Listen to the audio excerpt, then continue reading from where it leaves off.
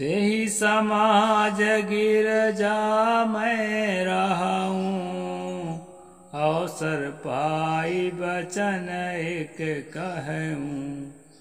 हरि व्यापक सर्वत्र समाना, प्रेमित प्रगट होहि मैं जाना। देश काल दिस विधि सहु माही, कहु कहाँ जहाँ प्रभु नाही। नमस्कार दोस्तों, रेशनल कबीर यूट्यूब चैनल में मैं आप सबका हार्दिक स्वागत करता हूं। यदि सब्सक्राइब नहीं किए हैं तो सब्सक्राइब जरूर करें।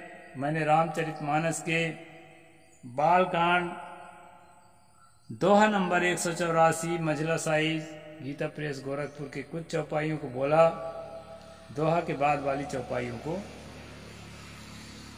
इस पर आज मैं थोड़ी चर्चा करूंगा। दोस्तों, संसार में अधिकतम लोग आज भी परमात्मा की खोज में हैं, ईश्वर की खोज में।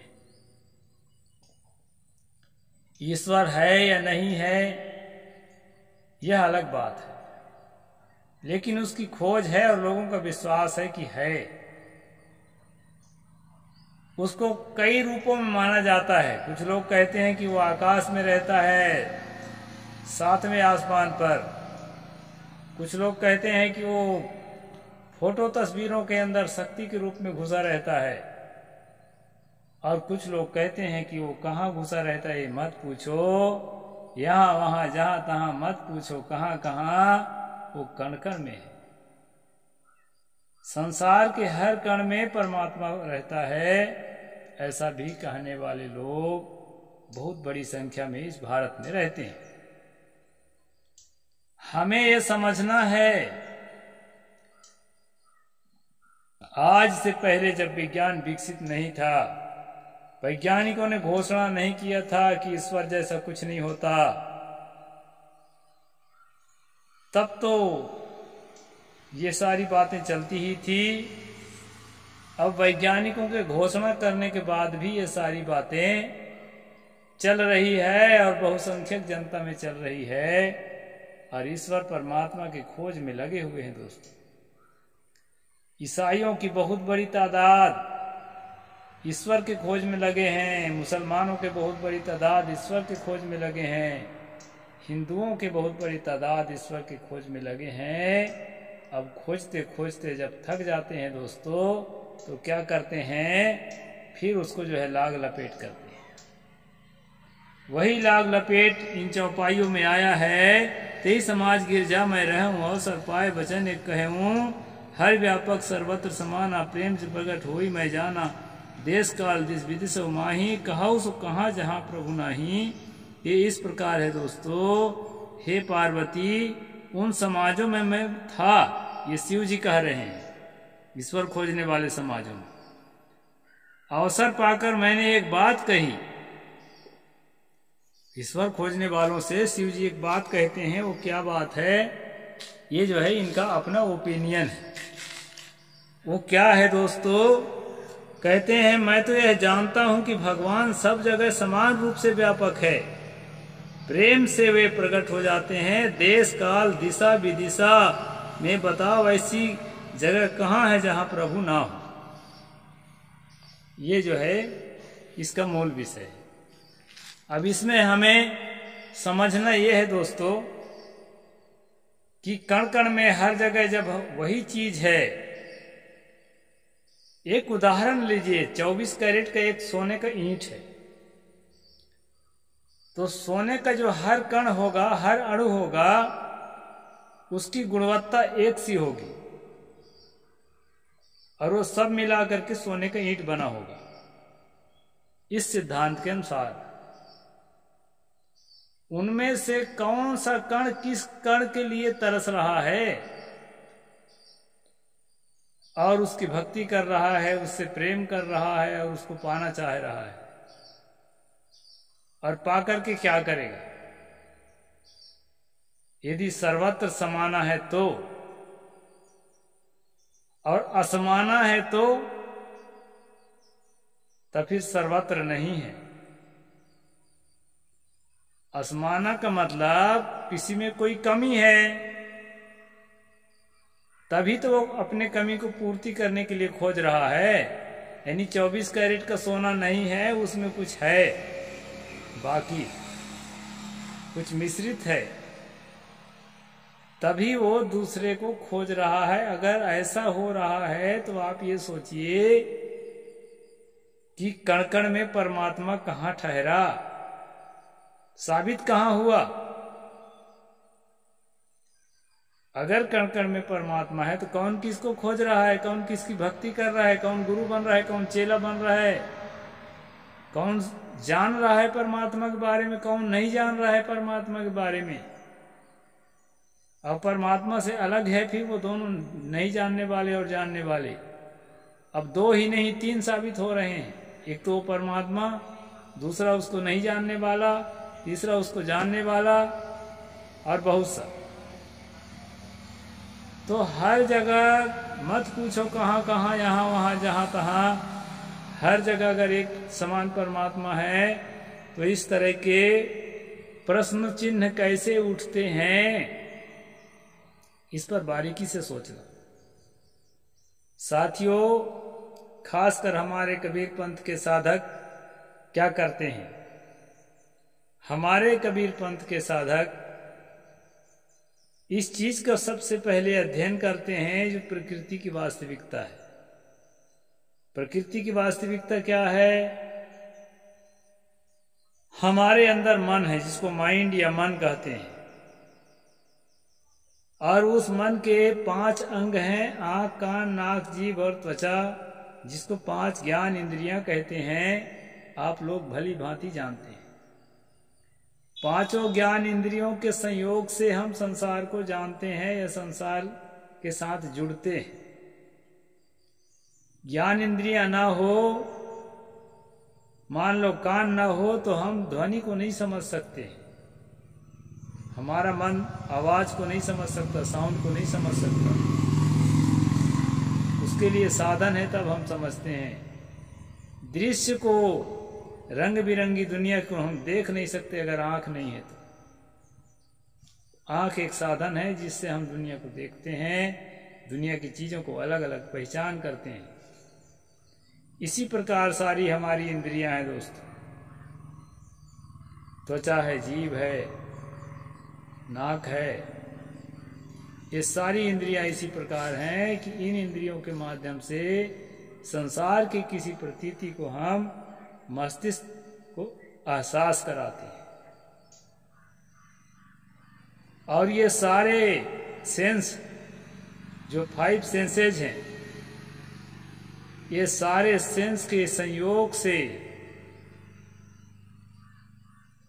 एक प्रकार के विचार बनते हैं, एक प्रकार के फीलिंग्स बनते हैं, और फीलिंग्स के प्रति हमारी अंतर भावना, हमारा जो इमोशन है वो काम करता है। और सारा इमोशंस को मिला करके, सारी क्रियाओं को मिला करके हमारा ये जीवन बनता है। इस बात को हर कबीरपंथी महात्मा आपको बता देगा, और अच्छे से बता देगा, मेरे से भी अच्छा बता देगा। तो फिर करना क्या है? इसके बाद समझना है कि हम आंदोलित कैसे होते हैं। सुखद घटना से आंदोलित होते हैं और दुखद घटना से आंदोलित होते हैं। इसी प्रकार से इंद्रियों द्वारा प्राप्त जानकारी से हमारा मन आंदोलित होता है, अथवा इंद्रियों द्वारा प्राप्त जानकारियों के संग्रह की यादों से हमारा मन आंदोलित होता है। चीज हमारे पास नहीं है, लेकिन उन चीजों की जो यादें हैं वो हमें जो है आंदोलित करते हैं। और इस आंदोलन से, इस मूवमेंट से अपने आप को अलग कैसे करें, अपने आप को सहज अवस्था में कैसे करें। मैंने सोना का उदाहरण दिया था 24 कैरेट सोने के जो हर अणु है ईंट के अंदर करोड़ों की संख्या में, हर अणु अपने अलावा और किसी से कोई मतलब नहीं, ऐसी स्थिति में जब जाए उसमें कोई आंदोलन नहीं होगा, कोई क्रिया नहीं होगी। हालांकि वह निर्जीव पदार्थ है, उसमें स्वाभाविक क्रियाएं होगी, लेकिन आप सजीव पदार्थ हैं, आप सजीव हैं, आप चेतन हैं। आप जो है अपने साधना के द्वारा, अपने ध्यान के द्वारा अपने आप को आंदोलन से मुक्त कर सकते हैं। सहज अवस्था, निर्वाण अवस्था, कैवल्य अवस्था, असंग अवस्था, इसका अनुभव आप कर सकते हैं। कैसे करेंगे? इंद्रियों के कनेक्शन से मन को अपने मानसिक भावनाओं के द्वारा काटें। दुनिया में बैठे हैं तो त्वचा में हवा लगेगी, उससे नहीं बच सकते आप, लेकिन उसको इग्नोर करते जाएं। कान खुले हैं तो उसमें आवाज आएगी, उसको इग्नोर करते जाएं। पहले से जो यादगिरियां दिमाग में चल रही हैं उसको भी इग्नोर करने का काम करें, क्योंकि वो शाश्वत नहीं है। ऐसी ऐसी कितने यादें आई और लुप्त हो गई, मिट गई, यह भी मिट जाने वाली है। आपके शाश्वत साथी यह याद भी नहीं है, इसलिए जो साथी नहीं है उससे क्या प्रेम करना। उन यादों से भी अपने आप को मुक्त करते जाइए, और ऐसा अभ्यास निरंतर हर रोज घंटा 2 घंटा करेंगे दोस्तों, तो एक ऐसा समय पक्का आएगा कि आप अपने आप को सहज अवस्था में, कैवल्य अवस्था में, निर्वाण अवस्था में महसूस करेंगे। और इसी को अगर परमात्मा की प्राप्ति कहते हैं तो ये परमात्मा कहीं बाहर नहीं है, ये परमात्मा आप स्वयं हैं। एक स्थिति विशेष में आप अपने आप को स्थापित करते हैं, जहां पर दुख नहीं है, आंदोलन नहीं है, सुख का गहरा अनुभव भी नहीं है, एक सहज अवस्था। दोस्तों, साधना की परिपक्वता में यही चीज मिलती है, इसके अलावा और कुछ चीज मिलती है ऐसा कोई कहता है तो समझ लीजिए कि वो ईमानदार अपने प्रति नहीं है और न समाज के प्रति है। वो किसी न किसी कामना में, किसी न किसी तृष्णा में, किसी न किसी वासना में डूबकर ऐसा कहता है। जितना भी चमत्कार है, महिमा है, रिद्धि है, सिद्धि है, इस प्रकार की बातें जहां भी है वो साधना से बहुत दूर है, कोसों दूर है। वो धूर्तता की एक पार्ट कहा जा सकता है, साधना का पार्ट नहीं है दोस्तों।